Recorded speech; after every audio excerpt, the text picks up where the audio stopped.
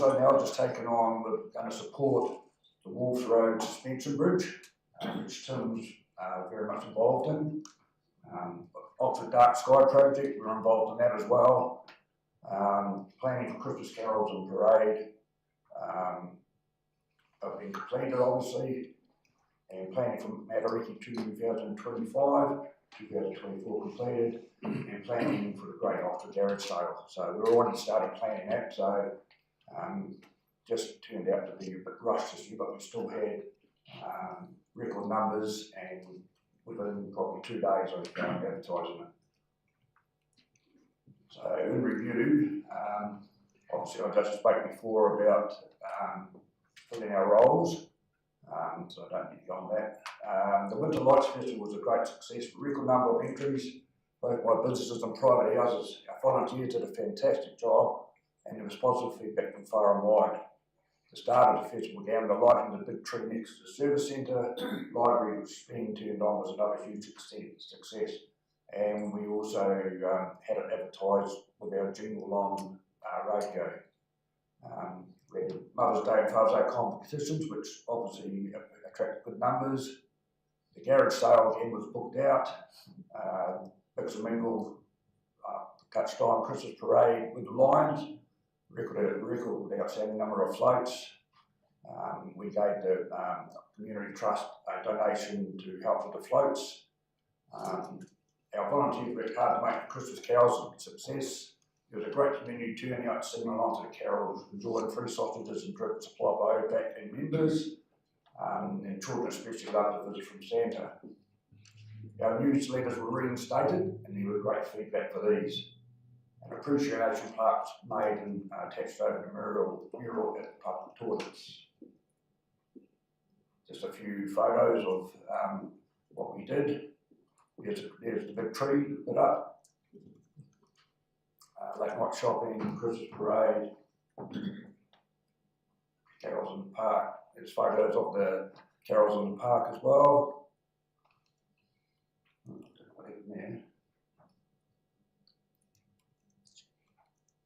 Oh yeah, our OPAC newsletters, that's our September issue. So we got good positive feedback on that. Shane was the local butcher. He's the one who organises all the people singing at the carols. There's a mural on the toilets and the sign that OPAC paid for to go on there as well. Treasurer's report. We had 43 paid up members. So there's all the figures for you. A small number of memberships lapsed in 2023, but pleased to report we had them plus more back from 2024. Other income was created from creative communities for the plaque, the Fresh Choice Community Fund for late night shopping, Lots of Life, Winter Lights Matariki. Special thanks to those organisations for helping us and supporting our projects. The donation was given to the Oxford Community Trust for Easter promotion, 400 for Christmas Wonderland, and a further 500 for the floats for the parade. OPAC purchased got a new Santa suit made. Radio jingle was created by NZME, which is played on all our members. OPAC normally pay the invoices, and then our members reimburse us. Given the economic condition hasn't been very widely used, however, I think we've got lots of bookings already going for later in the year. These items have been spent in 2023 and were funded by unused council capacity from Christmas the year before, which was agreed to by the council. I really appreciate not having to return that money, and we had to break one of our term deposits. However, just because of the way that the falls on the payment of that to the payment we get from the council. This is I had to go and Dan, I got the Christmas flags that we brought, which haven't stood up to the wind, so now we're going to have to buy new ones. Yeah, they just got ripped the streets. So, and from the comments that we heard from the guy who put them up, it was pretty similar with all associations. So we made a commitment to the Dark Skies project for a donation of $1,000. Our accountants did all our finance stuff, and they also provided the zero accounting system for us. And the annual capacity grant from Waimak District Council was $15,590, and the Oxford Mohaka Community Board also provided another $500. There's bank accounts as of the 31st, and they've been reviewed by Gillian Kirkman of Spirit Accountants. Looking forward to 2024, the financial position isn't as strong due to 2 years of expenditure exceeding income. Added to that, we have time issues Matariki 14 in June to the council grant not coming until the 20th of July. We will need to rebreak the remaining term deposit to see us through to the next round of council funding. And that happens right through 2028. So obviously with the costs escalating as well, it's just been a bit tight. There's all our profit and loss, which you guys can read through. All our equipment schedule. OPAC economic system support for many of our net systems and contributions by the Waimak Council, Oxford Mohaka Community Board members and volunteers. Throughout the year, our 4 main events were the Matariki Winter Lights Festival, Great Oxford Garage Sale, Christmas Parade and Christmas Carols in the Park. Each event held was a great success and a tribute to the OPAC members and community members organised and participated. Thank you very much. Peter, just first off, on behalf of the council, thank you very much to OPAC for everything that you do. Very much appreciated through the whole community for what your organisation does and supplies to the rest of the district. So thank you very much. If you can pass that on to your committee. Dan. Thanks, Mr. Chair. Just again endorse comments of the Deputy Mayor there. On the issue of the flags, has this been do you think it's a quality issue, or is it just an issue from the winds more broadly? If it is a quality issue, do you know if the team are looking into it? If not, I might ask Brent to take that task on to get that considered. Yeah, well, when we had a meeting before Christmas, and you were there, and Brent and the guy who put some lights up and down, and we made a statement that it was quite common, and I think we were told that they've now got different suppliers with the flags, so obviously it was a problem. Not just those ones, all our Anzac ones have done the same, the Matariki ones, so, and we got them all from the same place, so it tells me that it's definitely something to do with the quality of the product. Has that been since we met in whenever that was, just trying to remember last year, or has it been, or has that not been resolved? No, it has been resolved. So if Brent, with your leave, Brent could follow that up, would be really good with our team. Thank you. Councillor Fulton. Thank you, Mr. Chair, and just especially as my board team, well, you're taking that, thank you for staying on and rallying the troops, so to speak, and other things. We really needed those people on board, and you helped bring them together, so, and you've played no small part in that. The question is just with the impact of the council grant from Matariki, just give us a sense of how this affects, I suppose, the overall sort of finance, because Matariki can quite big means, isn't it, for a project? Yeah, it wasn't as big this year. We started back. It was still a huge success, but it wasn't quite as big. I think the impact is that because of limited ways of raising funds or trying to get sponsorship from Oxford is quite low. So over the last couple of years of expenditure, and then timing of it, we just had to, we still had money there, but we had to break our term deposit. So in saying that, we've reassessed that, and the Treasurer has, the way we reinvest it. So hopefully it won't be quite so bad. Obviously, with costs and that skyrocketing, it's definitely something we have to look at, or how we evolve moving forward. I was just wondering, 2 years or 3 years, Mr. Chair, whether there's something that we could bring back in terms of assessment. Makariri is going to fall seasonally outside our own, funding periods. I don't know how this affects the other associations, but it is an impact to have break to term deposits, having to reconfirm our finances every year. Yeah, based on the Makariri rules. You're talking about the timing as opposed Yeah, to the timing. Yeah, it's just. Greg, you I'm not going to be up there. Okay. Councillor King. Thank you, Mr. Chair. I endorse the colleagues' comments with regard to Peter. You've done a great job in terms of rallying the troops and volunteers. You've done a wonderful job at Oxford, so congratulations. In terms of the jingles, the investment in the jingle, have you seen an increase in people visiting the town, and is that also the aim with regard to painting the water tanks as well? Is this, what's your view in terms of the numbers of people that will actually come to the town for the increase? When the jingle has played, we have definitely seen an increase in traffic. Last year for winter lights, definitely, and we also we approached NZME this year, and they actually sponsored it for us this year.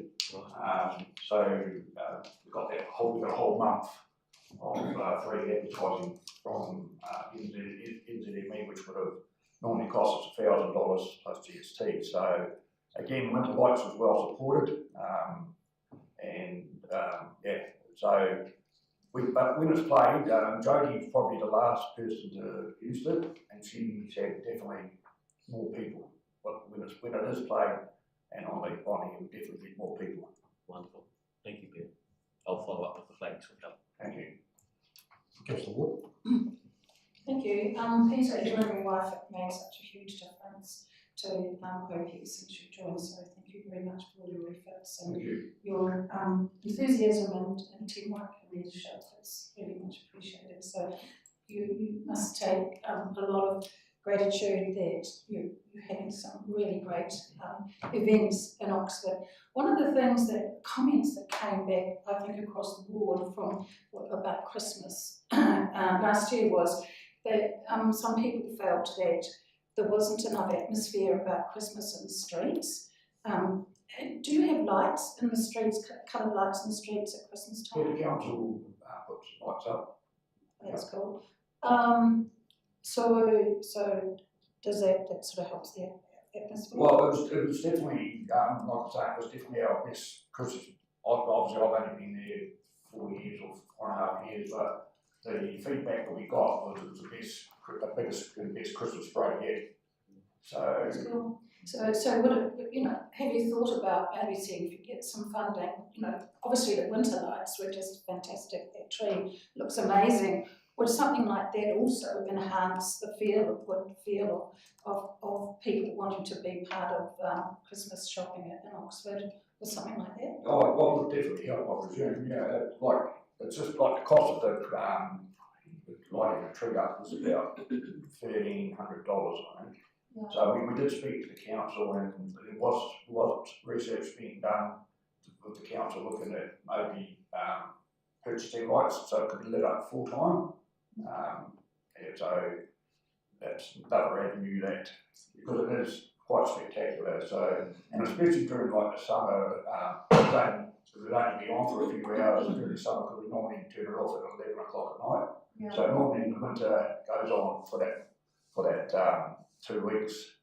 The winter lights are on. It goes on at 6 o'clock at night, I think, and turns off at 11.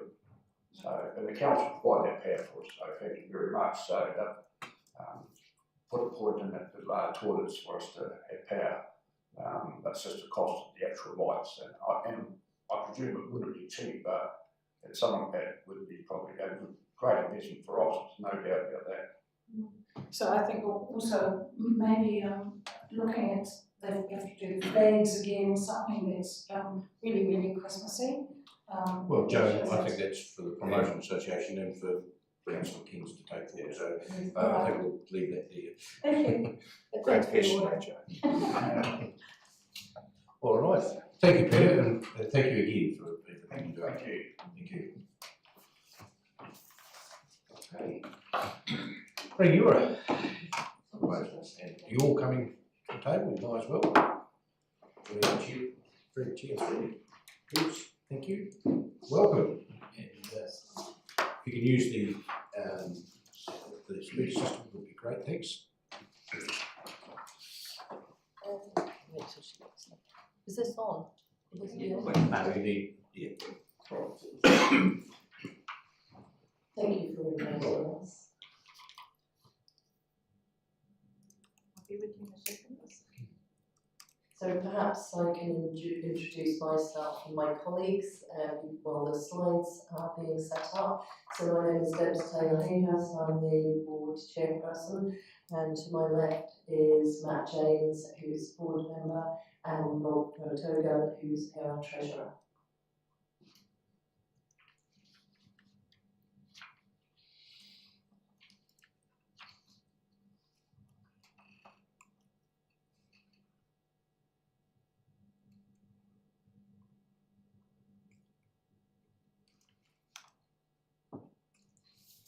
Technology's a great thing. Isn't it, John?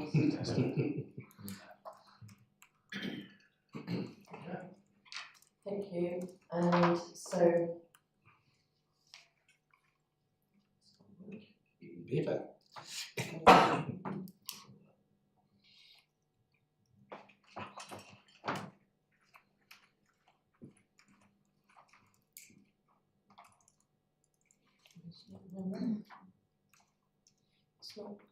No, okay, I still don't want to do this thing.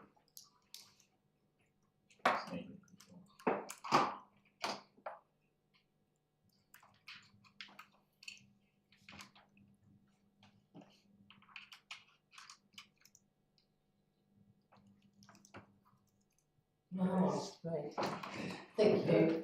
So just to recap on our board members, the slide up there is slightly out of date because we have two new board members, but myself as chair, Tessa Keeling as vice president, Rob, who I've mentioned, and we've got Carl Hallworth, Matt, who I've mentioned, Aaron Lovelace, who joined last year, and Jason Goldsworthy, of course, our council representative. And we were fortunate to have two more board members approach us, and that's Tim Shepherd, who was elected last month, and Emma Pavey, who will be elected in September. So it's helping us build our numbers up, which will help spread that workload out. In terms of changes in staff, we did use a virtual assistant company in Reura last year to help us out after our contractors left, and we ceased using them at the end of last year. We had a big relaunch last year. We had to seriously rethink our purpose and our direction, and we did take time out to do that. So from the perspective of Reura, it probably felt that we were quiet, but we weren't. We were beavering around, looking at rethinking where we're going, what we're doing, and more importantly, why we're doing it. And so we came up with what's up on the slide. So our values are engage, connect, and excite. And our purpose, or our why, is creating a place to thrive and play. And our mission, creating community engagement and creating, promoting, and supporting initiatives. The importance of doing this is it gives us a foundation of which to determine what events we do run, so they do fulfil all of that criteria. The pillars that we came up with was, as you can see, the community events, supporting community events, and profiling local businesses. We do want to look at how we can work with others, collaborate. That might be with other promotions associations, other businesses, or other community organisations, so that we are working together. The events criteria, probably the most important thing or change for us, is that we have become community centric. So we're very much business to community, B2C, and community to community. And so that's created quite a bit of change for us. And with our events, the endeavour to include youth and elderly within those events, that's something that we want to include going forward. Our aim is to the doing good in doing good in our community, and it is very much around how we can make things better. And our brand, I won't go through all of that, but we had Leah Atwood from New Empire help us redesign our branding and our logo. And you can see in this, we actually shared our relaunch in August, and it just describes how they came up with the logo for us, and that's the logo we're now using as a relaunch with our new purpose. In terms of our events last year, the events that we ran that were really successful were the Charles Upton Retirement Village Big Splash, Rangiora Santa Parade and Christmas Party in the Park, and Rangiora Connections, which used to be the Last Wednesday Club. We ceased to run because of our change in purpose, being community-centric and no longer business-orientated. The events we have planned for this year, the one coming up, and I'm hoping that you've all seen the advertising for that, and hopefully some of you will come. Harry Potter and the Quiz of Champions, that's running in Rangiora RSA on the 21st of September. Tickets $20 each, and people can dress up, so we're really excited about that one. Rangiora Christmas Fair, so that's similar to what we had the celebrations night, but we're having a slightly different feel on that one, and that date is set for 22nd of November. And Rangiora Santa Parade and Christmas Party in the Park will run as it normally does on that first Saturday, which is 8th of December. The other event that we have planned, we have named Rangiora's Sunday Fun Day. So that will be a Sunday, obviously, in March next year, and we're in the process of just determining what that event will be, but we're hoping that will be something really big to attract people to Rangiora. The challenge is no different to the other promotions associations, the normal story, the funding drying up, have dried up, difficult to get funding despite applying for many funds last year and the year before, general economic downturn, and of course one of the things that's been a big challenge for us is the change and the loss of board members the year before last, and no supporting contractors. And we are actively in the process of getting a contractor on board for us to do some admin and that, and also help with our events. We would like to hugely thank yourselves for the funding that you have provided us and for the support. Particularly, Brent's been really helpful, and I think that help and support has been very welcome. So a big thank you for that. In terms of the way forward, we continue to increase our business supporters and community member supporters. So we've opened up our membership to not only just be businesses, but individuals. And we've had a huge amount of response to our relaunch and our change of purpose. We've had a lot of new interest with new members joining, which has been great to see. The development of a supporters pack, so we're in the process of doing that. So this year we did offer complimentary membership because at the time we had our launch and we had these members coming in, we just felt that was a gift to people for supporting us, but it also gave us an opportunity to put a pack together, and we're in the process of doing that for the beginning of next year. And next year we will then start to charge for membership, and we have the prices for that. We will continue to increase our board membership. Our numbers have gone up, which is great, and we would love to have more, 1 or 2 members if anybody has that right skill set. We're actively seeking those supporting contractors for sponsorship, for events, for admin, and for our social media. We've got some other events on the horizon, so we have got some ideas, but we want to make sure they, 1, fulfil our purpose, and 2, we have that funding or sponsorship to be able to run them. And we are in the process of returning to financial surplus, and you know, I know with Rob and Matt and the rest of the board, it's a huge sigh of relief to start feeling that we are more in control. It's still tough out there, but it's around being very prudent with what we do, how we do it, and making sure that any events we run, we can fund those.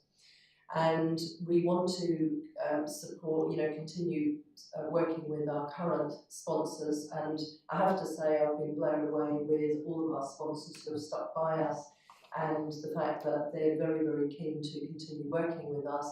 And we've had some new sponsors coming forward as well, wanting to help out, which has been fantastic. And that's all I've got to cover today, so unless anybody has any questions. Thank you, Debs, and again, look, thank you very much for all that promotion does in our towns and surrounding area, and great to see that you're moving into even more collaborative space as you move along. So look, thank you on behalf of the Audit Committee and Council for everything that you do for us. Thank you. Dan. Just briefly, with your indulgence, just to share in those remarks. I did attend your relaunch and I thought it was an excellent event. I think you put a lot of time and effort into thinking about the why and the purpose. It's not easy. Any of our promotions organisations at the moment, acknowledge Pete as well in that space, just trying to find a purpose, especially in the time when funding is very difficult, and we know that funding sources have dried up significantly, and that's certainly something we obviously are turning our mind to, and I want to acknowledge Brent's and all the work he's doing, and he knows this space really well, but I know you've got Jason on the board also, but Debs, I think you're doing an excellent job leading it. They're lucky to have you in the job and in the role that you're doing, because it's not easy.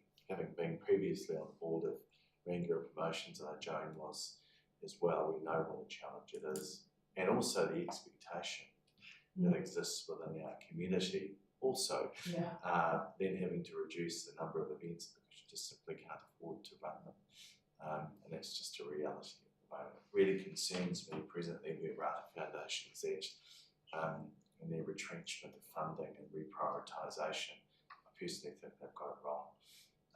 In the space they're in at the moment, it's leaving.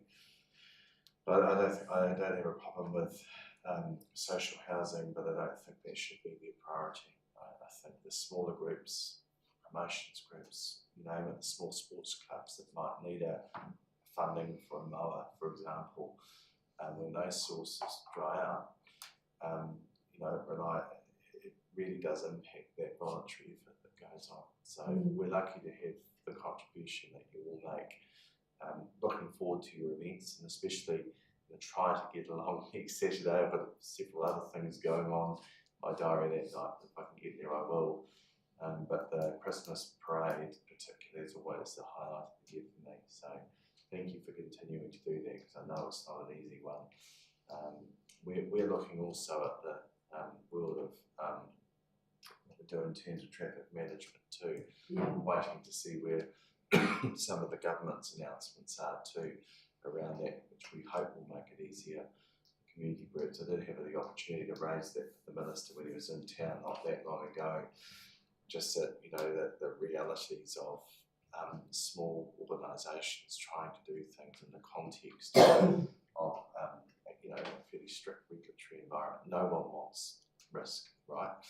It's how you effectively manage that. And I think the balance has been out of sync. So what he was saying seemed to be heading in the right direction.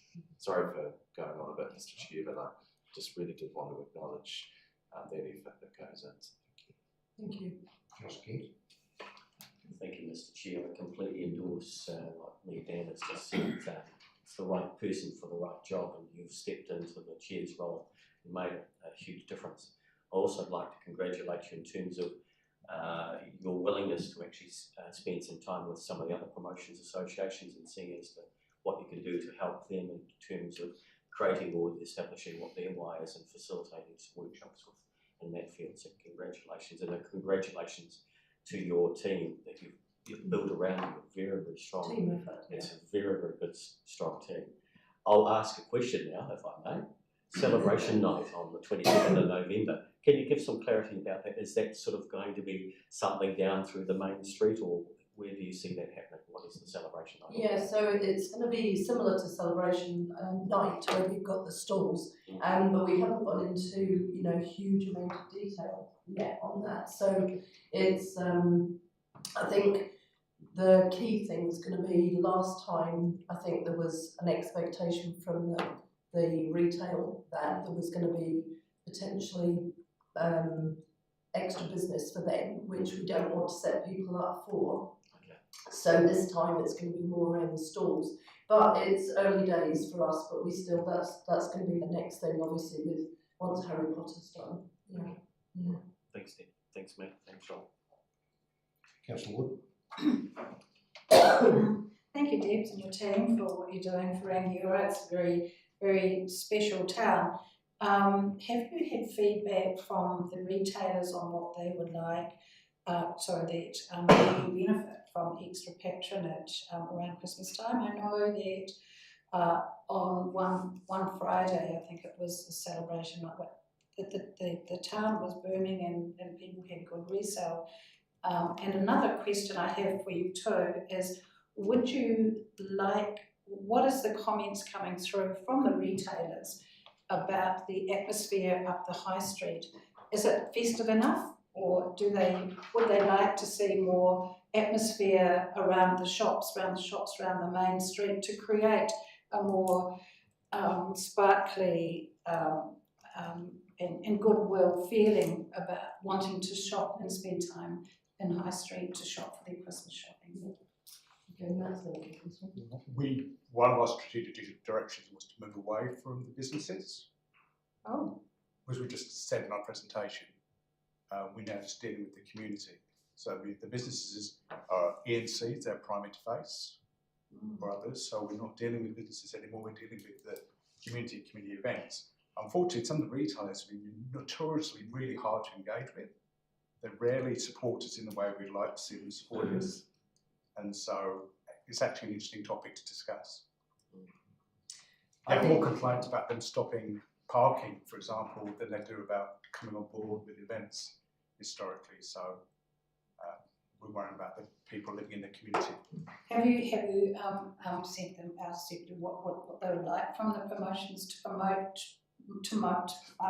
Rangiora as a shopping destination? We just said we've gone away from supporting the businesses. That's the wrong thing. I find that disappointing. I'm sorry.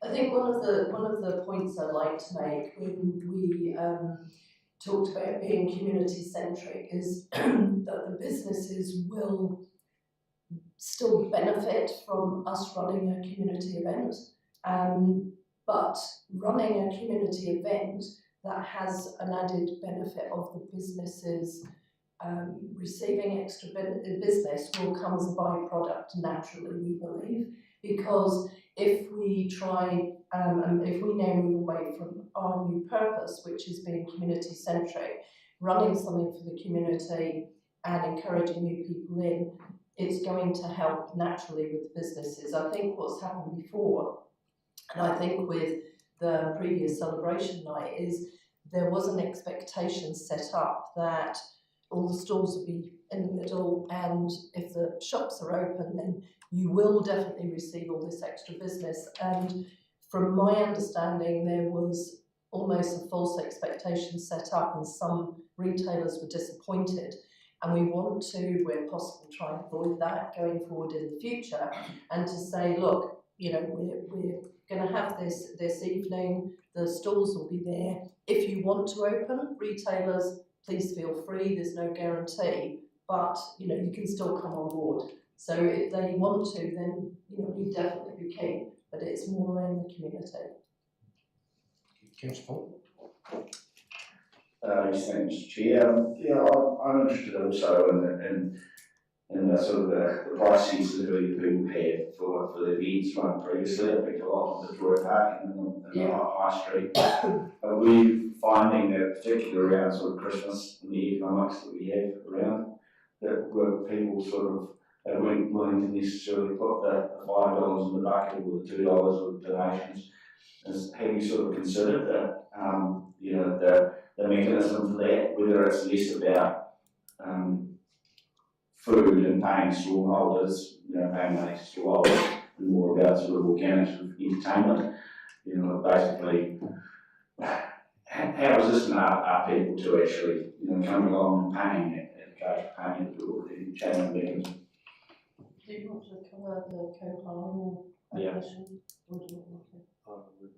Yeah, so I think we still want to make sure that the events are funded properly. I think in terms of asking for co-harm payment or charging as we go in, you know, then those two things need to be discussed per event. Certainly our regular Sunday fun day is likely to be, I think with early discussions, where you have to pay as you go in, and then we have that charge rather than it be co-harm. We haven't solidified that at the moment, but I think that is an ongoing discussion, whether it is co-harm, whether it is a charge, and what do we do. I mean, with Harry Potter, it's easy, it's a ticket event, and therefore that's a straightforward one. But I think with the outdoor events, unless it's somewhere that you can screen off, then it makes it very difficult to make it a ticketed event, and therefore co-harm is what we do. When we had the cinema evening, we had co-harm. That was a fairly last minute decision to do, and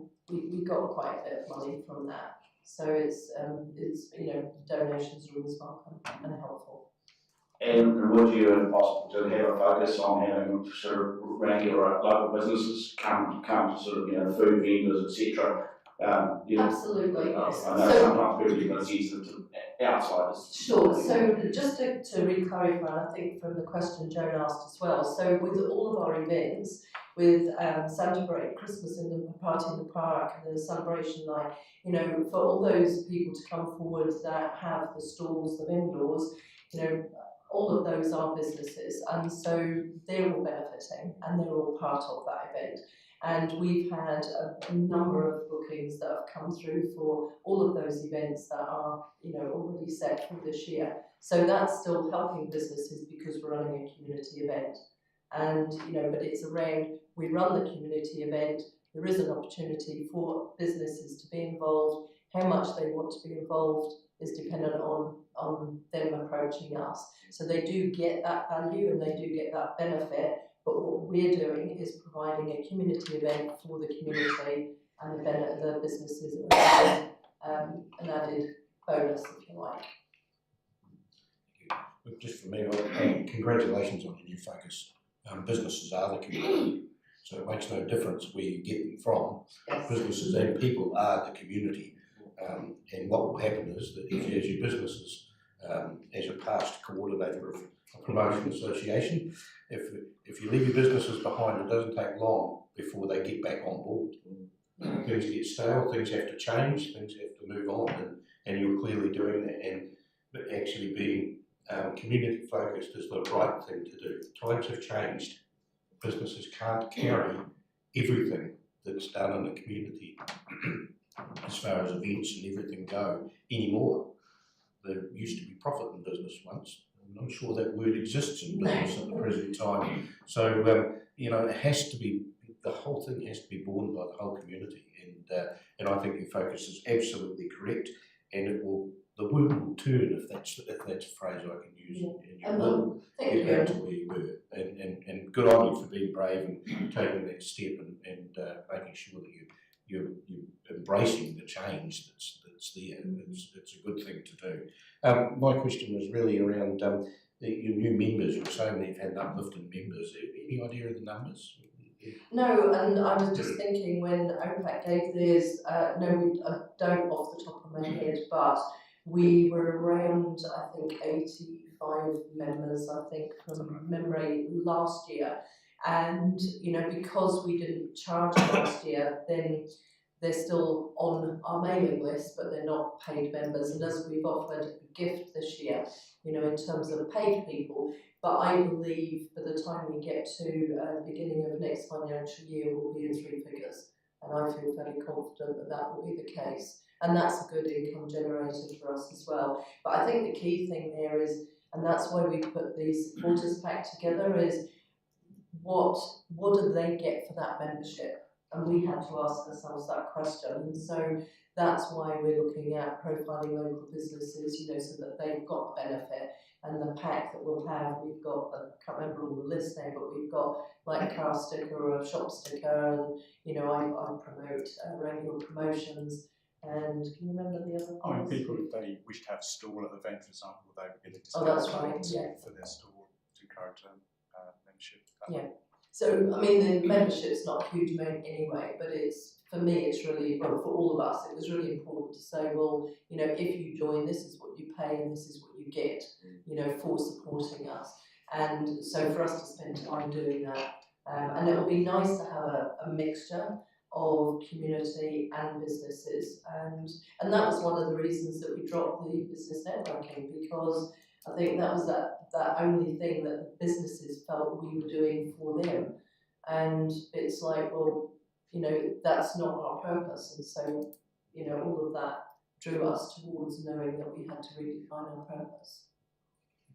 Mr. Young, would you? I was just going to just for clarify the when you changed your purpose, could you just sort of give an indication of the process you went through, including my understanding is you did quite extensive engagement on that, including working with existing members. My understanding also retailers, business owners were included in that.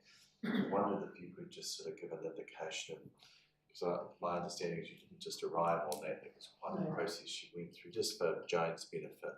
Sure. Perhaps others that might be wondering, well, how did you get to that point? Perhaps if you wouldn't mind just a quick thumbnail of how you got there, tips. Sure, and so initially we were, I think 3 years ago, we ran a survey asking, you know, what do people want, what do they expect from us, and that helped us revisit the business networking and run it less often, and realise that people wanted more of those community events. And what we did was we did talk to members, so we were asking them as well, and because the majority of our members were businesses per se, and what we were realising was that there was this expectation of what we as regular promotions could do for businesses. And so as part of that process, you know, what we were looking at is, one, we need to be very clear why we're running the events, who we're running the events for, and who will benefit. And so out of that came that B2C, C2C, but with businesses being you know, that added value.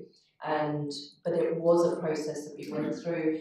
We had a couple, I think 3 board meetings in total. That was a facilitated process, looking at, one, if we look at what our purpose is, to give us those parameters, what falls out of that are the events that would fit that criteria. So we've got a really clear grid, if you like, that is, you know, and when we did the brainstorm of all of these events that we could run, and look, as a board, everybody's quite motivated, oh, we can do this, but we have to rein it in.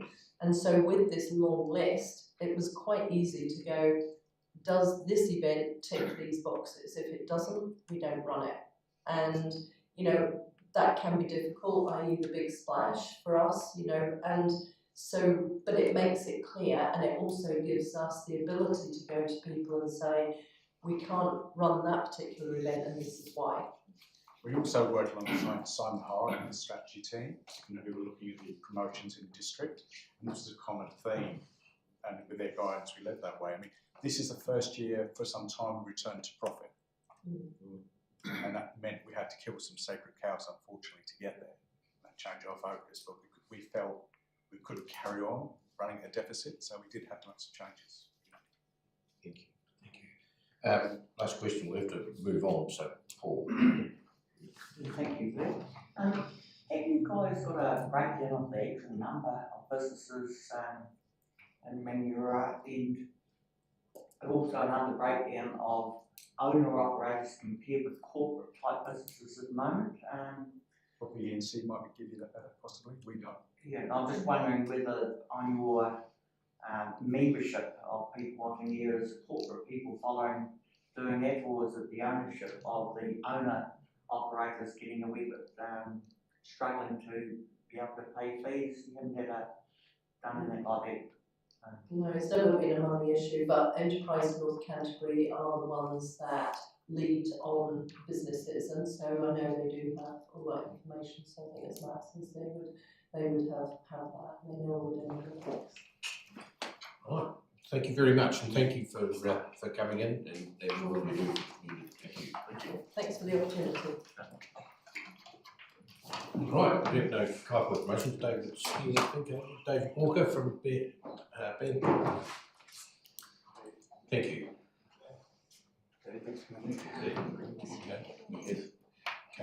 Kay's working the technology frantically for you. Is it the middle button? Yes. Welcome, David. Thank you. You may have noticed I'm not on the account. That's all right. So trying hard to fill in for him today.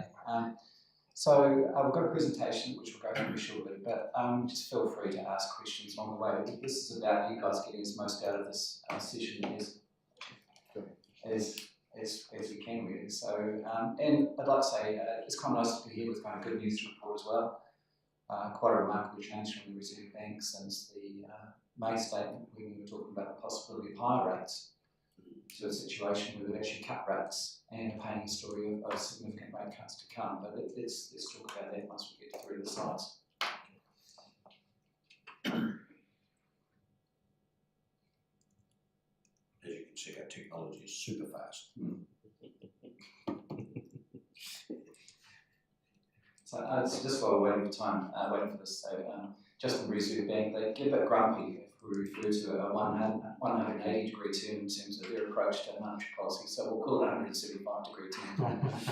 But again, it just shows you the fickle nature of the economy, politics. Maybe we won't even touch on the US elections coming up as well, because that's going to be a big factor in terms of our interest rates here as well. Does you want to do it, Kate? I just tried to switch computers, so it's taking a while for me to click share with you. There we go. That's the last of the meetings. Still anticipate my head to Right.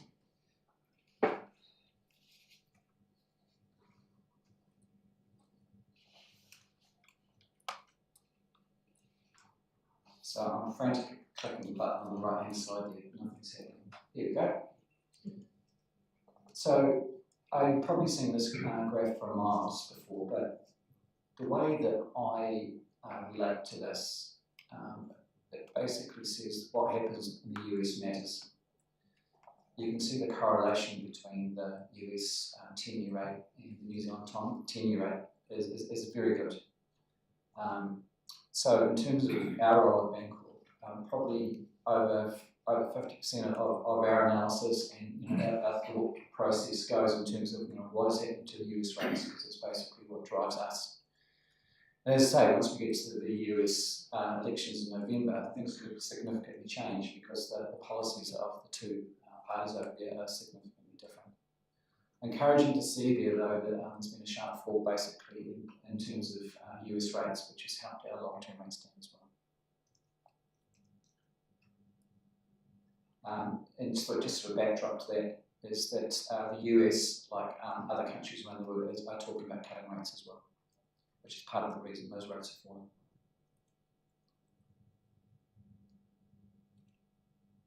Okay. Now this, I was listening obviously to your past presentation, and there was an element of what's happened to business and that. Now this is interesting because basically it shows that since the change in tone from the Reserve Bank, business confidence has actually increased quite significantly. Now it's hard to say whether this is like a real increase or whether it's the kind of sugar rush that we saw post the change in the government last year, but we'll take it as a small positive.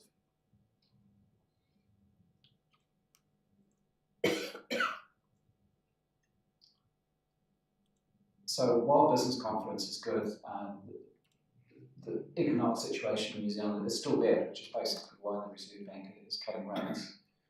So you can see there in terms of retail sales and building work, basically we're still very strongly in the negative. And for the next couple of quarters, we expect to see further negative results, negative GDP numbers, which is just to confirm that New Zealand is in a recession. The way my personal view is that I think this is just part of a painful reset New Zealand is going through. And once we get to the Reserve Bank forecast to the end, hopefully that indicates that we're just reminders that the world operates in cycles. So hopefully this is the worst cycle, and hopefully we'll see some light at the end of the tunnel soon. Now again, I've just picked this one up because these, interesting enough, at the Reserve Bank meeting, the Reserve Bank, rather than focusing on pure inflation numbers, focused on these sort of indicators, which is heavy traffic, which is the amount of trucks on the road, retail card spending, which is just how much people are spending through their cards, which is a good barometer for retail sales, house sales, etc., etc. And you can see when the Reserve Bank made that decision just in the early part of July, economic data was basically at its worst. And since that point in time, some of those key indicators have actually improved.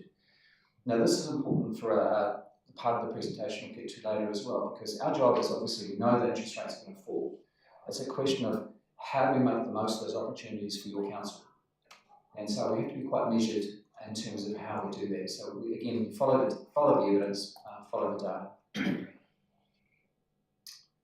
Good news maybe in terms of your sector, in terms of some of your, the rural communities, and in general commodity prices are turning up. Holding up well. And interesting from in terms of trade point of view is that prices for some key export goods are actually holding up very well, whereas the price of imports are actually declining. So New Zealand in terms of trade are actually improving quite nicely. Again, just confirm what I was saying there about dairy prices. Probably the main rural products which are doing well at the moment is dairy and kiwi fruit, but other sectors are doing okay as well. Okay, this is the bit that again you'll find just putting this movement in interest rates in context. So you can see there, particularly in terms of that 5-year rate, which is that light blue rate, has actually fallen significantly in the last 4 to 5 months, and that's what we're trying to look at for you guys to make opportunities in terms of your treasury policy. Again, just forecasts from the various banks in terms of what they're forecasting for the OCR or in terms of the market implied rate, that's the 90-day rate, but again, we'll just use the cash rate, and I think it's quite fascinating. There's significant differences between the banks. You've got Westpac believing that the OCR will bottom out at 3.75%. You've got ANZ at 3.50, ASB at 3.25, and BNZ talking about 2.75. And I haven't got Kiwibank's data, but I think they're even lower again. So amongst the economist community, there's some very wide differences of opinion there. And again, it almost comes back to whether your focus is on how bad it's going to get for the economy, or what is. But we just kind of got to remind ourselves what the Reserve Bank's goal is to get inflation to 2%. So David, what are the major differences? I mean, obviously there's a big gap between the 350 and the 375 and 275. Yeah. Well, again, like what BNZ and Kiwibank are saying, look, the economy's in a really dark place, and it needs help and it needs assistance to get itself going. Westpac, and to this extent, and ANZ are basically saying, yes, understand that, but while that's happening, there's some key elements of inflation which are still proving to be stubbornly high. So when they look at the non-trade goods inflation, you're still looking at numbers that are 4 to 5%. And if you've got a goalpost of 2%, it comes back to the greyness of what I think the Reserve Bank will do.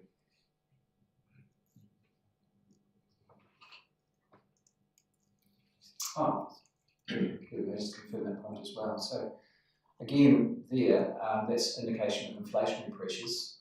You can see that in terms of the manufacturing sector. even in terms of some portions of retail and in terms of services, inflation is remaining stubbornly high.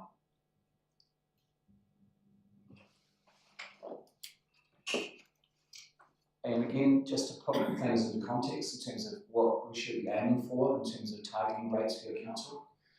Again, we look at evidence in terms of what's happened in the last 5 rate cut cycles. So if we ignore the GFC, where rates fell from 8.25 to 2.5%, given the bit we had to strike that sort of situation again, probably on average the typical rate cut cycle is around 1.75, maybe 2%.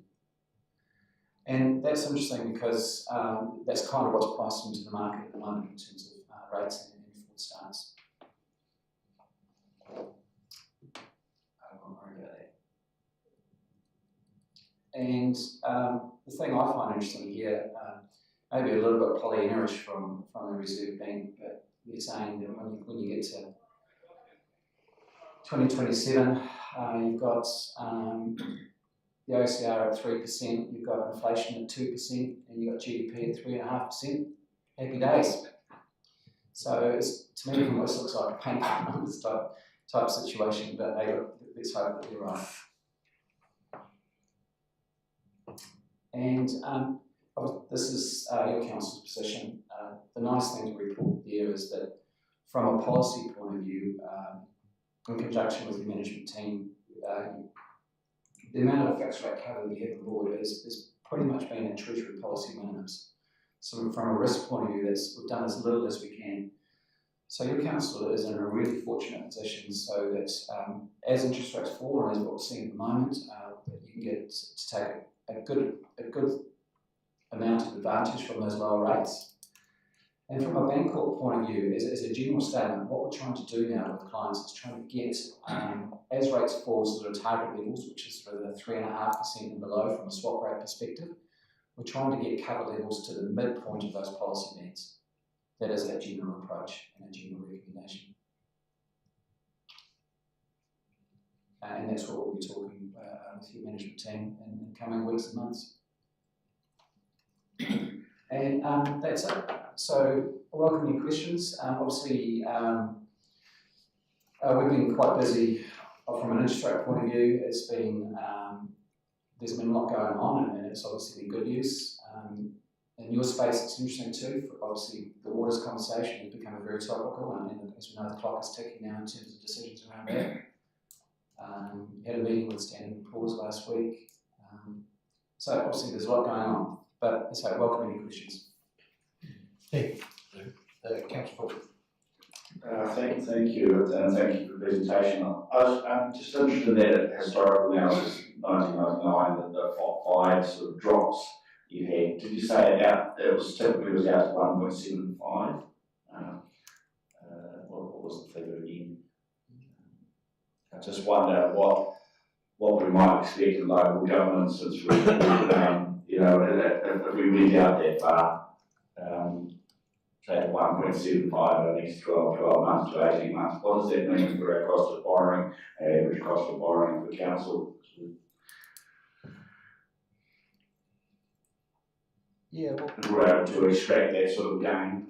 Yeah, if I was, I have got a graph there, which is the graph is kind of shown on your quarterly dashboard that comes through. But another way of looking at it, if you get a 1% fall on 100 million of debt, that's $1 million, right? So that gives you a good context of potentially what the gains could be. The issue, though, is that you may have some very low long-term rates that'll be dropping off as well. So there will be certainly benefit there. And I have got a graph that we can provide for the next meeting, which will show basically what can be. It should be material.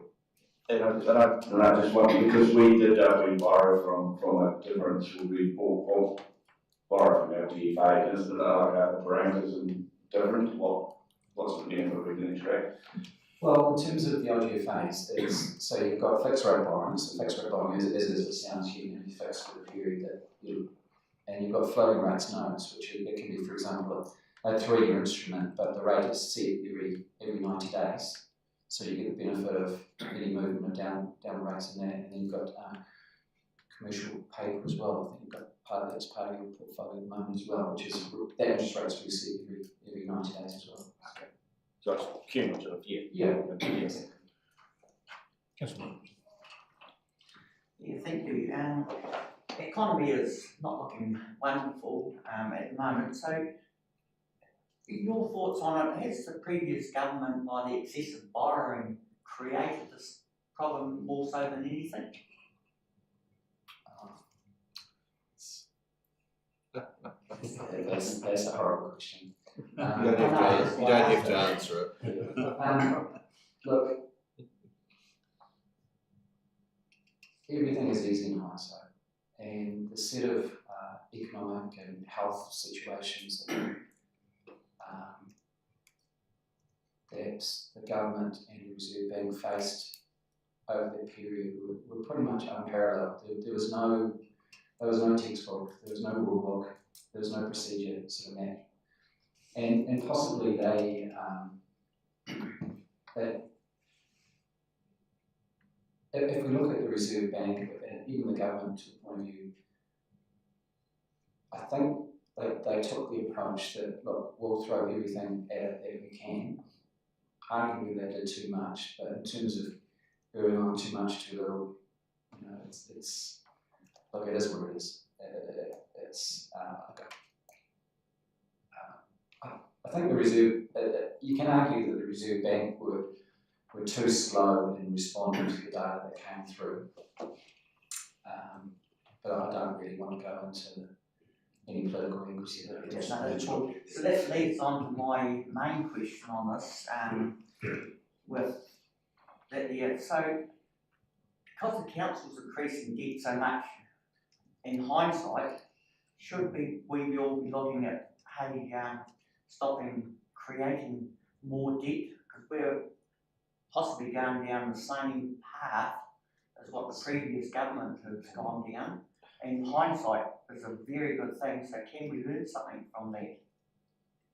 It's an awkward question, I know that, but it's a big, important situation. I think that's a question for council, not a question for David. That's for us. That's not for Glencorp to be asking on our situation. Well, it's Sure, I think it is, because it involves all our finance. I could probably answer some of that and what's sort of thing in the context. I was going to ask a question, how did anything go with standing pause? You find that last year, early this year, standing pause actually did a downgrading or potentially downgrading to councils.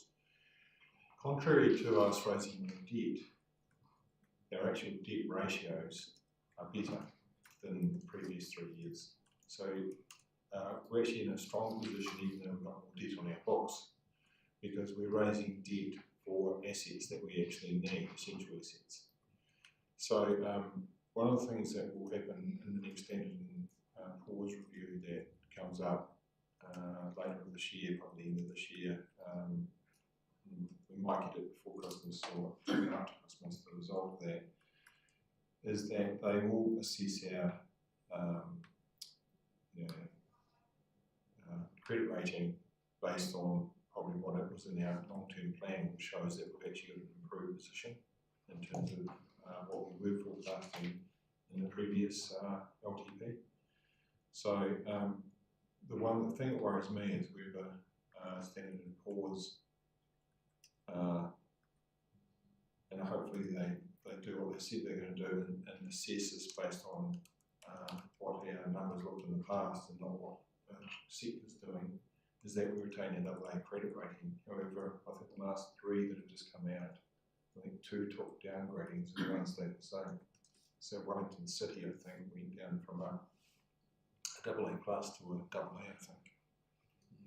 Whereas we've been indicated that we'll put on negative watch, but we keep a AA rating. So I think when we look at our debt, we need to keep on looking at the ratios and affordability rather than how much debt's on your books, because it's the actual ratio and what the repayment schedule looks like in terms of whether we retain that credit rating.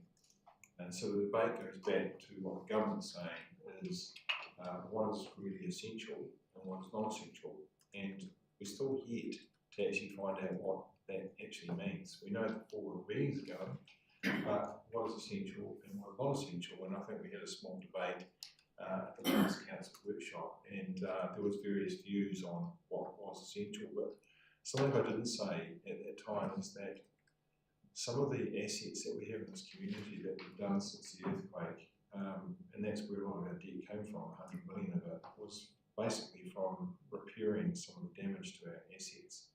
And you'd have to say that what this council has done over the last 10 years, putting those assets in a better place, it's actually improved the property values of people's properties. And that's another thing to take into consideration, I think. But was that not exactly what the previous government was doing, was trying to improve our asset base? For example, our health, they're throwing 1.5 billion into mental health and all the things, so isn't that the same pathway? No, we had destroyed assets, we were putting them back to a position where they were in the past. You need to educate yourself on those things. Just as a personal comment, I think there's a difference between good debt and bad debt.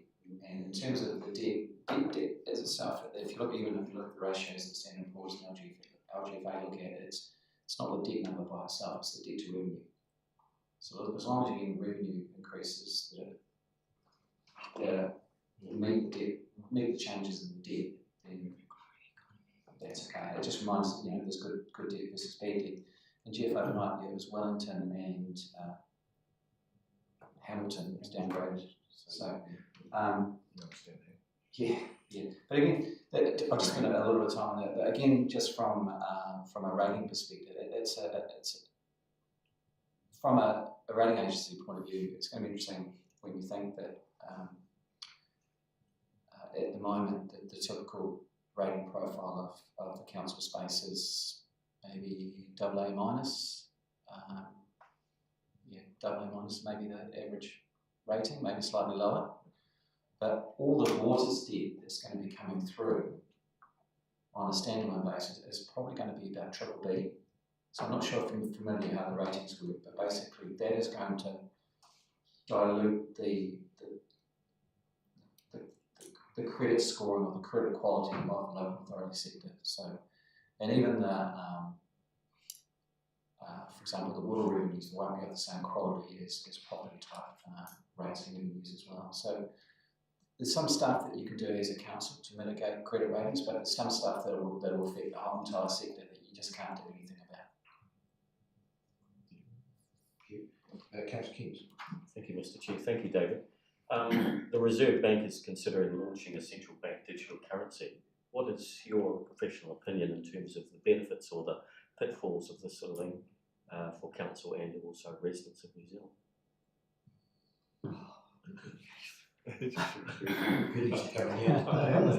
Filling my crypto now. Well, as a personal comment, and I'll just give you the same reply that I gave my son when he asked me about this. I said, it's madness. Unless you're a Russian oligarch or a drug dealer and stuff, I see no benefits in Bitcoin at all. But that's a personal opinion. Wonderful, thank you. Or unless you're, for example, a citizen in Africa that hasn't got a banking system that works properly. But it is an interesting conversation because if the world moves to a Bitcoin thing, then how does monetary policy work in that type of sort of situation? I just don't see. I see the advantages outweighing the disadvantages outweighing the advantages. In the New Zealand economy. Yeah. Large parts of the global economy. Cool, thank you. That's personal. Mr. Mayor.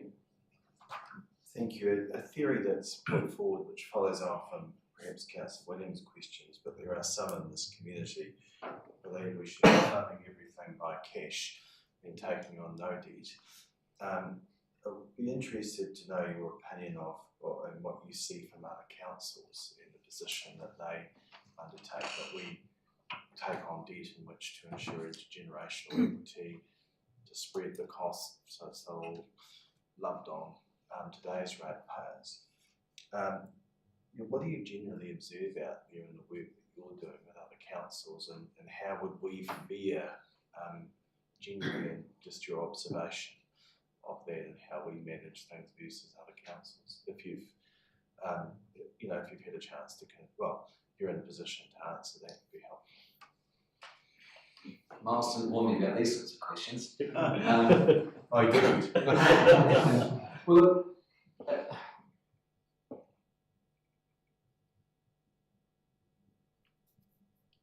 I see the council space as being no different to, so this is kind of just coming to mind now, but I don't see it any different to a long-term infrastructure company, entity, as you know.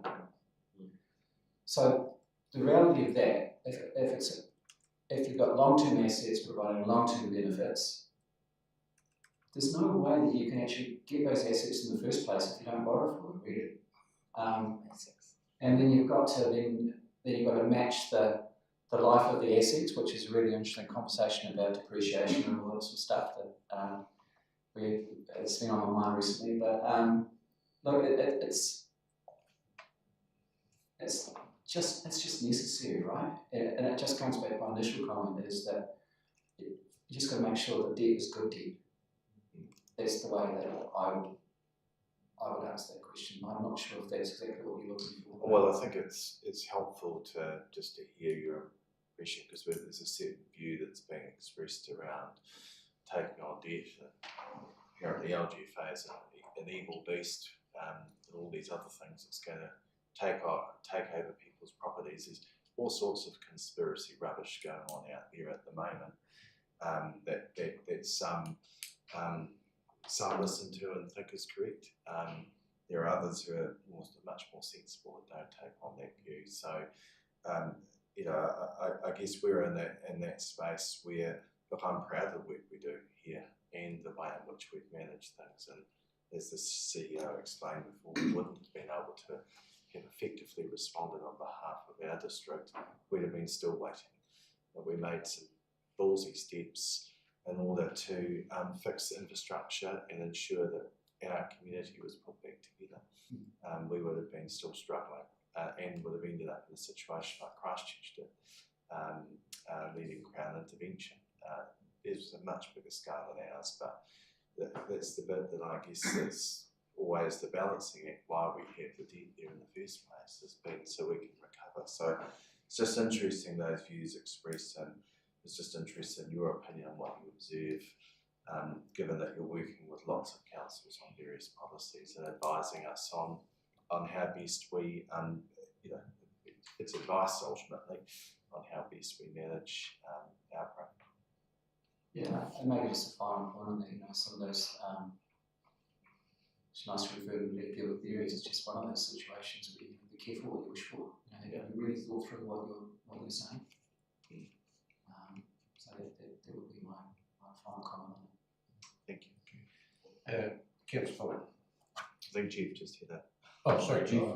I think we also get question on why we fund from local government funding agency and not a bank. Could you explain the differences there? And actually, for the record, could you explain that we don't have any personal investments there, how that's all set up? I think that's quite important process. And the other complaint that's a misconception in the public is that if the council goes bankrupt, we will end up having to pay for that debt. Can you just explain those ones from the local government funding agency? Again, Miles will warn me about this. Yeah, look, there's a lot of questions there. In terms of if you were to fund from banks, and from a purely council point of view, I think the interest rates would probably be about 1% higher than what you're currently paying for LGFA. In terms of the new water entities, probably some of them, and not this council, but some of the other water entities would probably not be bankable. Others would probably get interest rates about 2% higher than what you get from the LGFA. So the benefits are significant. Miles is probably right over the line. It's probably the best model in the world in terms of it comes to how it funds the sector. It allows you to fund out 15 years, where from bank funding you probably only get 5 years with the maximum term you could get. So it's flexible, easy to deal with. Legal costs associated with the LGFA are basically very low. And basically, the LGFA is owned by the council community. It's 75%. Anyway, it might be even more actually. But I know it's 75% vote to actually get through some of it. Anyway, it's owned by councils, right? And to an extent, the rating of the LGFA is the best rating you can get in New Zealand. There's not implied, but there is a element of government support behind that as well, which the rating agencies, particularly Fitch, look at as well. And in terms of the guarantee thing, the ratios are set up so that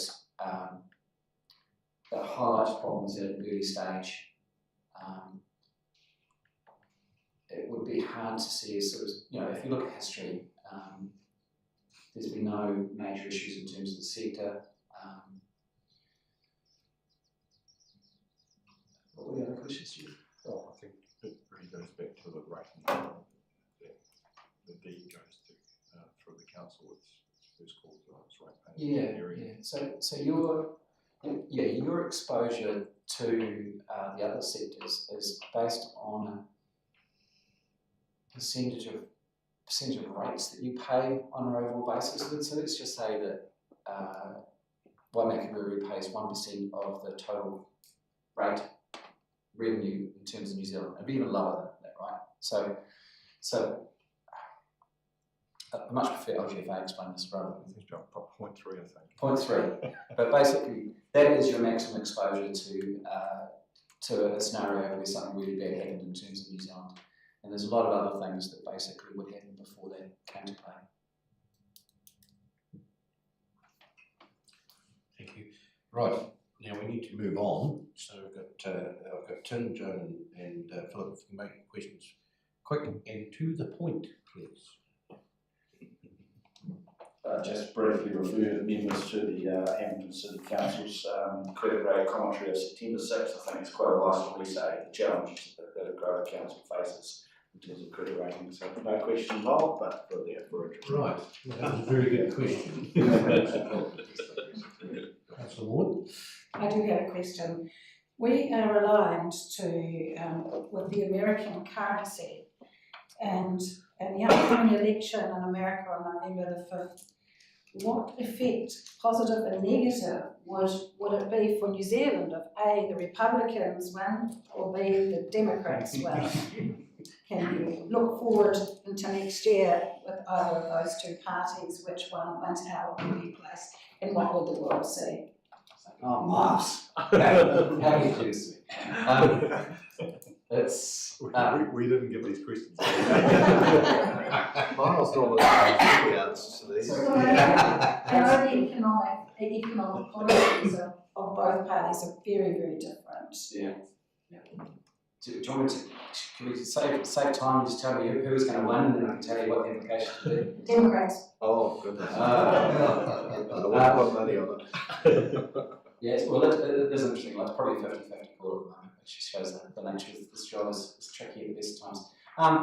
Interesting that part of the reason, arguably, that the US bond rates have fallen as well is that there's a greater chance that the Democrats will get in. So the Democrats, ironically, they're more fiscally responsible than Republicans, which I've done this for a while. But anyway, so Democrats are more fiscally responsible. We kind of know what we're dealing with. It'd be largely business as usual, right? Yeah. Republicans. Who knows? So again, to show you how fascinating it is, like Trump put out a proposal in the weekend, I think it was, where he scraped all income taxes and replaced that with tariffs. He also potentially wants to say in terms of how the Federal Reserve is going to implement monetary policy as well. If they change the immigration sort of situation and potentially send a lot of people back to where they came from, that has implications in terms of the unemployment rate, employment costs. Tariffs means higher goods, higher costs of higher inflation. Chaos. Almost, but we just don't know. We just don't know. But yeah, the element of uncertainty certainly increases significantly. Thank you. Councillor Reid. Right, thank you. Last question and then you're out the door. How well positioned are we with our treasury policy to meet the expected lower inflation and lower interest rates? And how have we performed? Because I know we had a valuation adjustment of 1.6 million on our interest rate swaps.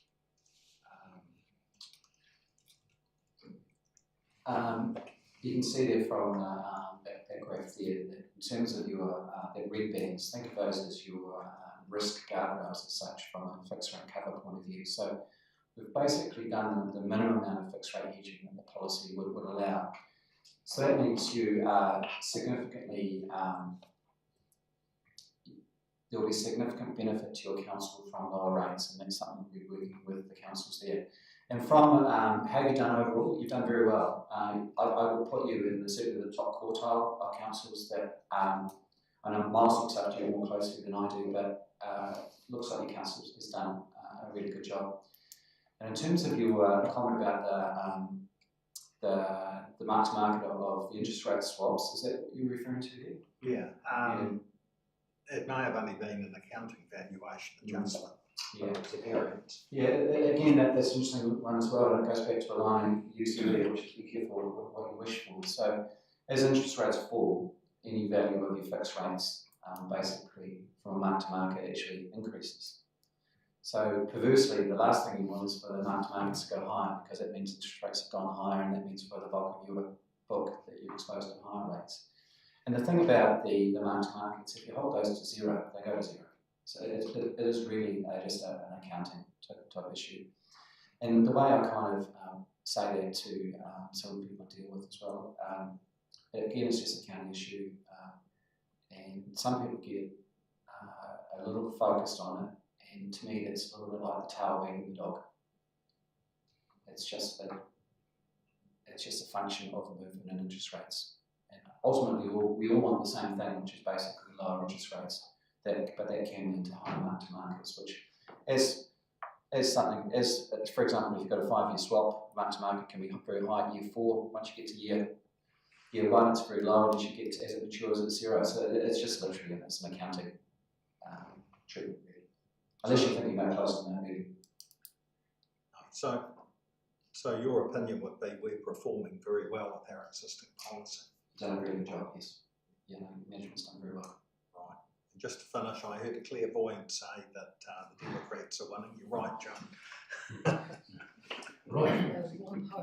Okay, well, then, thank you very much, and thank you very much for putting up some of those political questions, which we will make sure we get in check for next time, whether it's you or Miles, because they're not fair that you should be answering political questions across our table. I've let them run because it's a bit of a weird time at the present time, but rest assured the political questions will not become full in the future.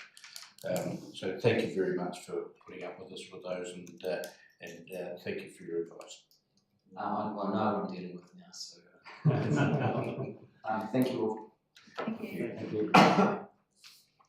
Right, item 5.1, Paul Hughes. Yes.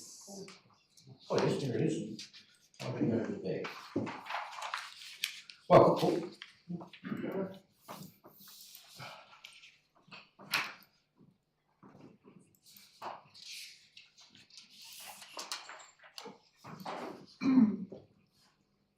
So this report is to present the preliminary result for the financial year for ending 30 June 2024. The unaudited surplus is 50 million against a budget of 18.5 million. A large part of that difference in the surplus comes from vested assets, which is a recognition of the assets that we've received from developers when resource consents are completed. A lot of that value has come from the developments that you probably expect, largest developments that's coming from places like Belgrove, the Ravenswood development, and Victoria. At 30th June, debt was at 200 million, which is a 20 million increase from the previous year, but it's less than the budget of 212 million. Just as a little bit more context around that, over the last 3 years, we've increased debt by 30 million, and we've spent cash on capex of 134 million. The ratepayers' equity at 30th June was 2.6 billion, which is up from 2.3 billion the previous year. That increase is partly that 50 billion surplus, but most of it has come from the increase in revaluation of assets. So there was a $282 million revaluation increase in assets. Again, bit of an accounting reason for doing a revaluation on 3 quarters is we're we typically have a 3-year cycle of performing revaluations on our assets. There's one proviso on that, and that's that inflation hasn't pushed the value of assets up significantly. In the last 2 years, the indexes for the increase in the 3 quarters assets went higher than we're comfortable, and Audit New Zealand would be comfortable with us keeping our previous valuation, so we had to revalue ahead of schedule. So instead of doing a revaluation at 3 years, we've had to do a revaluation at 2 years. And other news, we've got the audit of our annual report is underway at the moment, and we expect to be giving the completed annual report to the council for adoption in October. Any questions? Thank you, Paul. Paul. Yes, on C, 5.1C, you've got disposal of assets, 4.2 million over losses on that. So what have we sold to get those losses? It's not necessarily sales, it's when we're doing renewal work, if the assets that we're replacing still have some book value, then under accounting terms we have to dispose of that value, because the old assets replaced and we've put a new one in. Oh, yeah. So you've got proceeds from, in page 34, you've got proceeds from sale of fixed assets, $2.5 million. So yep, so that would be proceeds from land sales that we've done. So what land sales would that be? Off the top of my head, could you? That comes through the property. That's the main line. Paraki Street through to so for all the ones at Paraki Street, they'll be on there. The water unit stuff that we've sold, whatever's come through the property unit, that'd be easy to. That was before this year though. Paraki Street. That was last year. That would be in this year's books. They wouldn't have been. Thinking the campgrounds, but that's not much. Campground hasn't been money yet for it. Yeah. Yeah, sorry, I don't have anything else that we could provide.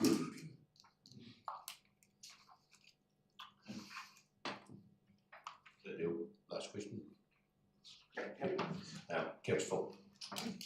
Thank you, Mr. Chair. interested in the valuation of say, our three waters, our UV treatment plants, our water assets, or sewage, whatever it is. If in the instance that a project becomes more expensive or more costly, that's not necessarily related to how we value the asset, actually the asset once it's actually implemented. Is that right? Or how do we square that up into some we have as an argument and costs? Well, it's sort of related, but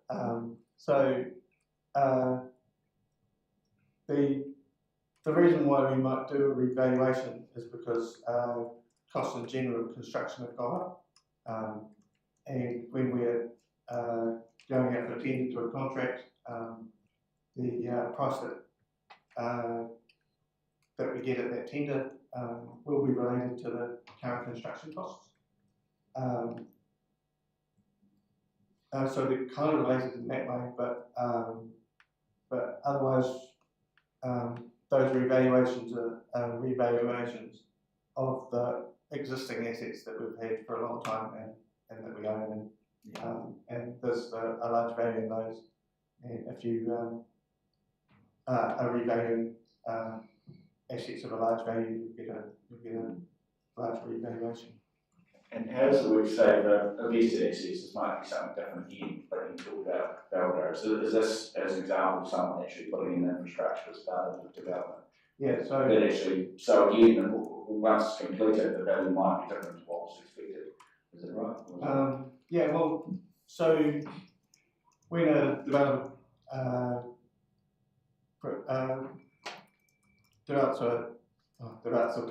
trying not to say that again, but part of the requirements is that they would have to put in the three waters and the roading assets within that subdivision.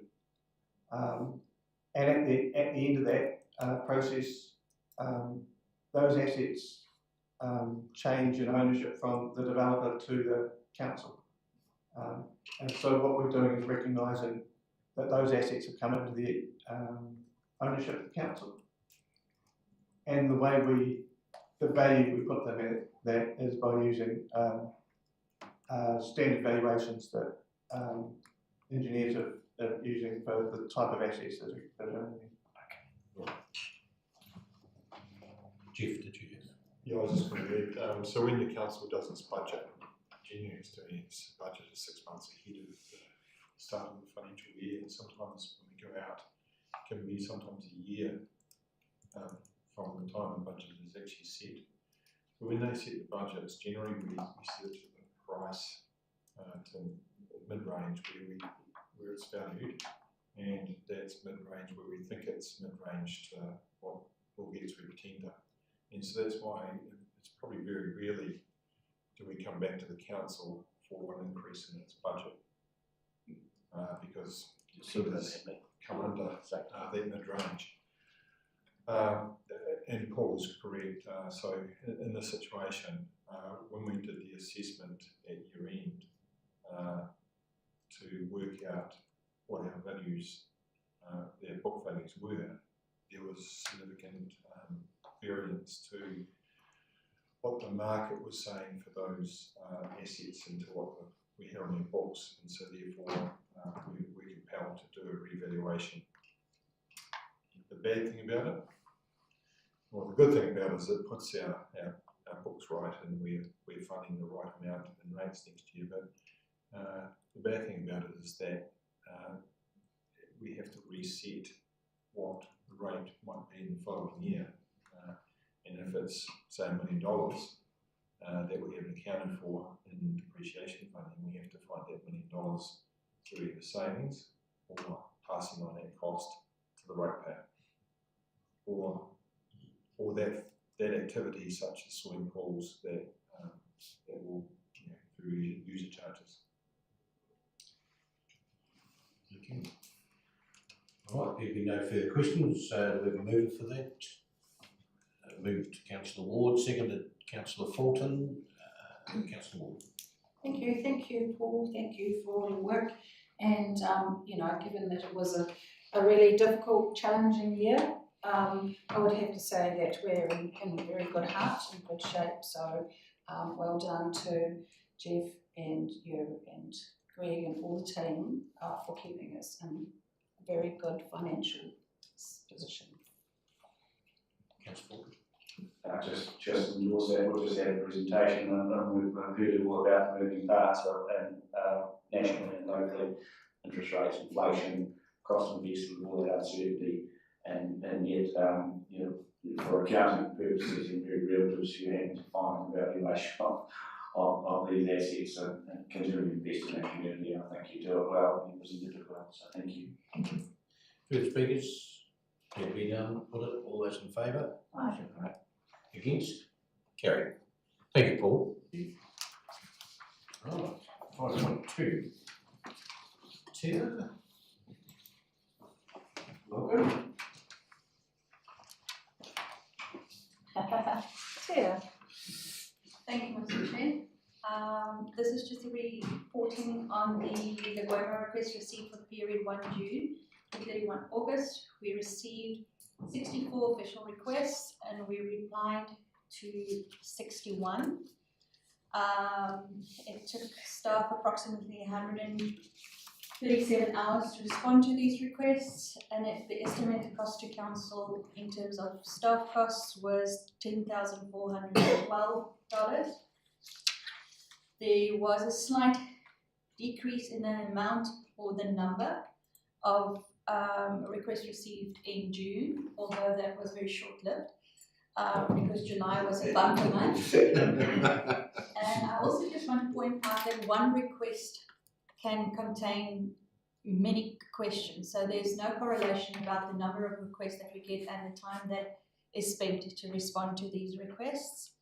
There was one request that we actually charged for due to the fact that it would have cost staff time to do the research. We still waiting for the applicant to redefine his request or to come back to ask us to proceed. And that is all that I have. I'm happy to respond to any questions. Thank you, Chair. Questions? Councillor Ford. Just for a bit of context here, the cost to staff, is that, where is that compared to a year ago? Like you mentioned $10,000 extra. So is it on the rise or where are we at? Well, Councillor, yes, it is on the rise because the amount of requests that we received is on the rise. We had a 63% increase in requests, and subsequently the staff cost is also on the rise. Yeah. So I just wondered whether you had a rough figure. No, you don't. I do not, but I can provide that for you. Thank you.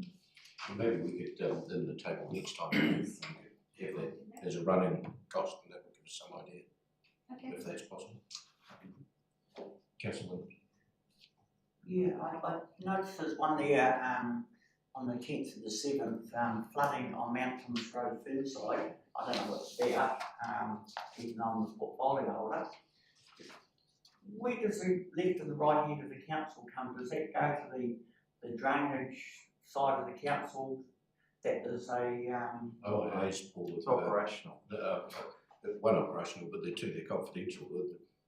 Don't get us. So it can only be recorded. We can't specifics on it because it's actually the OIA itself is confidential. Yeah, I wasn't actually. I was meaning all of these ones here. Do they get refined back so the actual staff that's involved with it knows no OIA request on that type of thing to something need to be fixed or something on that? That's where I was coming from. Is the left and right hand know what's happening? Through you, Mr. Chair, yes. Councillor, all requests are sent to the level 2s, so they are aware of all the OI requests that comes through, and they actually check that the responses are correct and to deal with the matters if there is anything that needs to be followed up. So if they would get a request and that, they would know to put in a service request to look at that. That's what I was trying to get at. You know what I mean? It wasn't just going to come to blanket an OII. But yeah, so Theo and staff refer the OIA to the subject expert anyway. So the level 3 in an instance, or his report, the report, could have been her, would that stage as well. So there would be a service request if I needed that. Not necessarily a service If request, they- but it may have already been corrected. Yeah. Yeah, so they could be asking questions on what actually happened. I just wanted to comment that, you know, I'm subject to a lot of requests in terms of various things, so I just want to comment that Tia and the team deal with that professionally, and they occasionally need to come to confirm information with me. I assume if other members were subject to the same, would also have that clarified. I think the team do a superb job. What's that? Maybe we could put that into debate rather than questions. Well, just was observing that just in terms of process that's being followed, that is following up with individuals where it's required. So appreciate the work that's done. Thank you. Councillor Just a question, the privacy provisions of ZIA. Say if someone makes a request of council, they get a response, obviously their privacy is protected, that's OIA response is discreet. So at that point, they can't actually, if they were to share that with, say, with a member of council or the public, then we as councillors couldn't actually deal with that because we'd be breaching their privacy, is that right? So it can't, how does it bounce back? If they get a response that comes back to us, we shouldn't actually be dealing with that because, unless they give us a release to deal with that material. It's the responsibility of the council to protect that individual's privilege. As soon as we responded to him and he then chooses to share it back to us, for instance. there's nothing we can do about that because it's his privacy and it's his prerogative to share that information. So if he places that information in the public realm by sharing it with councillors, then our responsibility in terms of his privacy we've dealt with that. No, but we don't. I suppose the question is, do we have a responsibility and onus to act on or not? You have the right to act on it, councillor. There's nothing precluding you to act from it in terms of the privacy point of view. Okay, thank you. Councillor Rivers. Thanks, Mr. Chair. Tia, I note that there were multiple requests for a particular resource consent. Yes. Does that relate to a quarry or what was the topic? Oh, are we talking about the one in a cuckoo? I don't know where it is. RC 245156. Well, there were multiple. That's under privacy. There's a request that is requested by the individual to be responded to until that's responded to and then asked about. They have been responded to. My question then is that the number of days to respond hasn't, well, the first one I see here is 3 working days, the others are 2. When you've got multiple requests for the same thing, couldn't you just regurgitate the answer to the first one? We do, councillor, but this is also not the only response that we have to do. So we do it as they come in. The one that you're referring to was we received a lot of requests for that rezoning after a public meeting. So there was a lot of, but we had to deal with other matters in between.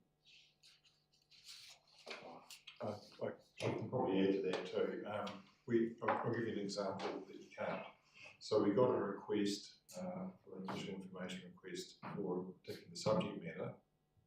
We got 2 of them. The first one we responded to, and the second one, it was slightly worded differently, and we responded to the one that asked the question. And that one ended up back with the Ombudsman because they thought that we had lied. But what had actually happened in this situation is, even though the topic was the same and they thought they were asking the same question because they came from literally the same address, they were different questions. And so we had to respond differently. If we had given the same response, then maybe we might not have ended up at the Ombudsman office, but it would have been the wrong response, even though it was the same sort of question. Does that sort of answer that? So in each occasion, we generally refer it back to the expert, the subject expert, and they will provide a response whether it's the same or not. Thank you. Right. We have moved the Mayor, seconded Councillor Fulton. Just furthering my question, clarifying. Thanks, never quite got Thanks for reminding me. We all need the occasional reminder. Just to say thank you, Tia, for all the team doing this. It's a huge amount of work that goes into ensuring that we're meeting the requests, the timelines, and also the guidance which then comes from the Ombudsman around processes. And there's been a lot of changes that have been made as well as a consequence of that, but it does take a lot of effort. And I'm not going to comment on the content and those sort of things of what is requested. That's an individual's right to do so, and we're an open and transparent council, and that's what we have to do in order to ensure that. There are a range of things being requested, and yes, it does cost us a fair amount of money in terms of process of time, but I think our team personally do a superb job and act with real professionalism. I just want to acknowledge Tia, you and the team, Sarah, as well in that process, because it's a lot of effort, and ensuring that the information is done within a time frame, all those other things. It's a massive effort, so we appreciate it, and I certainly appreciate the effort that you Thank you, sir. Ms. Fulton. Thank you. I think we've heard in questions in the debate today that there is a cost to transparency and being open with all members of the public and anyone who asks us questions about how we operate. So I think the work that you do is testament to that. So thank you very much. It is disappointing, I think by nature some questions we just sort of been having beer tracks being put in front of us just to see where we put our ball in. But yeah, we're doing the right thing. We're answering these questions, and we're trying to keep costs from minimum to the public. So that's great. So thank you. Right. Any further speakers? Appear to be none. I'll put that all those in favour. Aye. Against? Carried. Thank you, Chair. Thank you, Mr. Right. Chair. Portfolio updates. Councillor Ward, you're up twice. 3 times. Three times. Twice. Twice, right. Financial annual reports, statements are complete and are currently being audited. We're running a little behind our planned timetable because of the extra work with revaluation of Three Waters assets. We had not planned to revalue Three Waters assets for June 2024, but the rate of inflation means that we had to bring the revaluation forward to make sure our assets are recorded at a fair value. Revaluation of the road and water and buildings has increased the council's net asset value by more than 10%. The finance team is working closely with the auditors to keep the audit on track with the aim of being able to adopt the annual report on 15th of October. LTP audit fees. As reported in the June finance report, the audit fee set for the LTP audit did not really reflect the work required, and as a result we have had to pay additional fees. Those additional fees are about $55,000. This is an issue across the local government sector, and the increasing expectations placed on audit teams and councils in relation to audit work indicates that future audit fees will be higher than expected. This is probably something that will need to be considered at a national level. Treasury management. We have borrowing and associated interest rate swaps that mature over the coming few weeks, and the finance team will be working with Bancorp to determine borrowing requirements and the associated need for additional hedging. Annual plan 25-26. Planning for the annual plan 25-26 is now underway, with the first project control group meeting scheduled for the 16th of September. Are there any questions on that? Questions of Joan? Yes, why have we still got the word control in the group? It's not a control group, it's a project group. Oh well. Anyway, just a matter of opinion, I guess. Alright,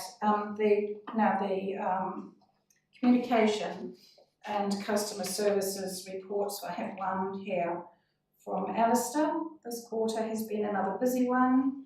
I know in the last council meeting Tim was asking some questions about website performance. I will cover this off in more detail in a briefing session later this year, but there are some high-level highlights below. 26 news stories, created 4 comms and engagement plans for significant projects, and responded to 102 media queries. News related to the adoption of the long-term plan and this process generally. Engagement platform now has 2,900 registered users who want to engage with the council on topics of interest. Website sessions of 155,000k. This is up from 140k compared to 2022 and seems in line with population growth. Search is dominant in terms of our most popular page. Website user activity compared to 2022 shows a big decrease in scrolling. 85% of sessions in 2022 compared to only 29% in 2024, which suggests users are finding what they're looking for faster. Themes, e-newsletters are achieving an open rate of between 62 and 71%. In marketing, a good email open rate should be between 17 to 28%. This shows our content through e-news is offering residents something interesting/different and highlighting the value of council services. Social media continues to grow. Facebook remains our most popular platform with 24,301 followers. Successful posts can reach up to 52,411 users. Instagram is growing and now has 562 followers. Our content strategy on this platform will increase the numbers in incoming reports. And finally, 126 graphic design projects were completed in-house. This includes Let's Talk projects or ratepayer comms read the long-term plan, the tradie breakfast and briefing material for a ministerial visit on Council's strategic reading program. In summary, we're continuing to deliver a lot of information provision, value-add messaging and engagement opportunities for residents in support of the Council. And then we have from Marie in customer service. The rates first instalment due date was towards the end of August. Reminder notices also sent out for dog registration, so it's been a busy time at the counter.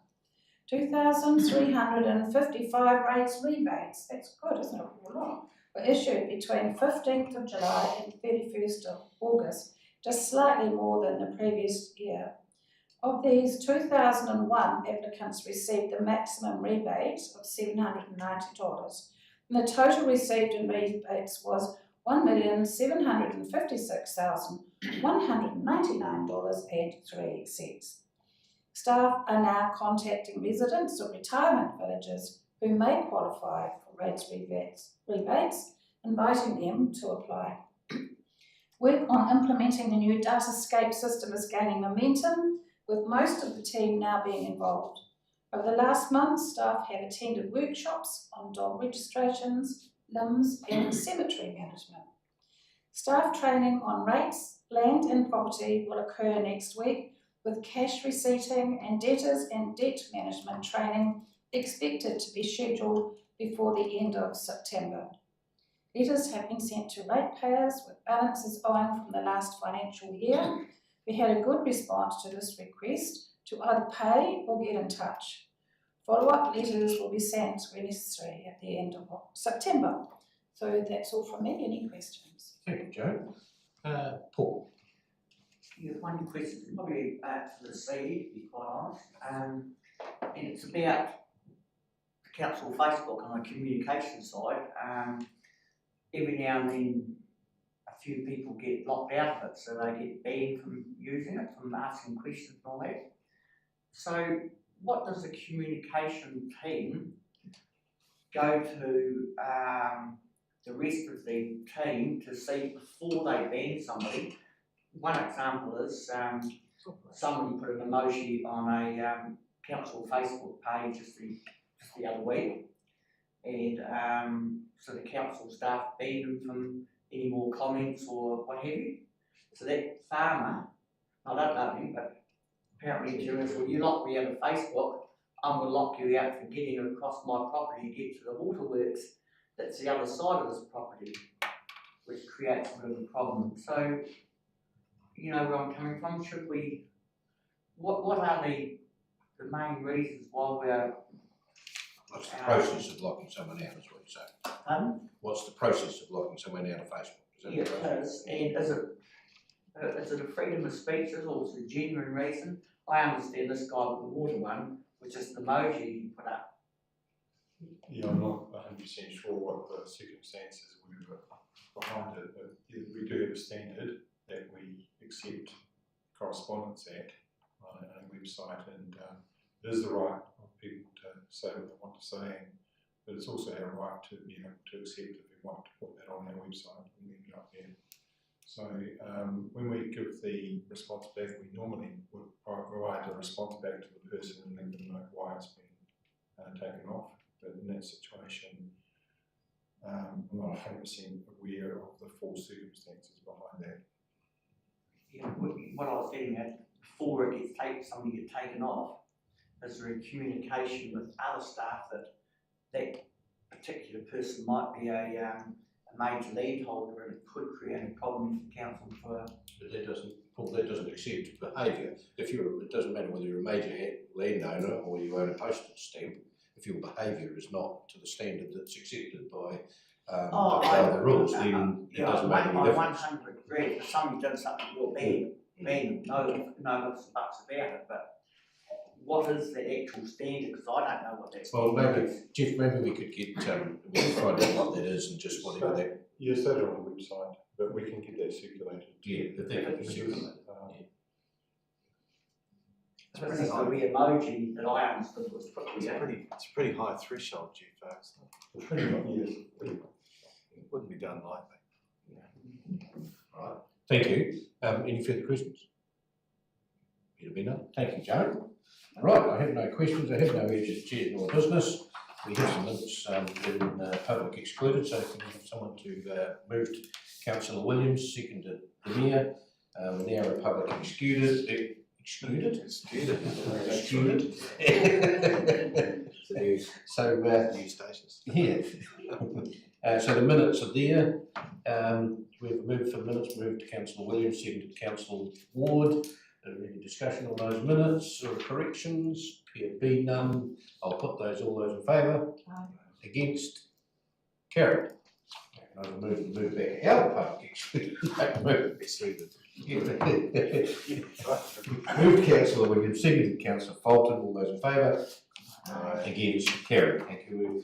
We're now back in an open meeting, and our next meeting of Audit is the 12th of November. Thank you. Oh, thank you. And that can stay in public excluded?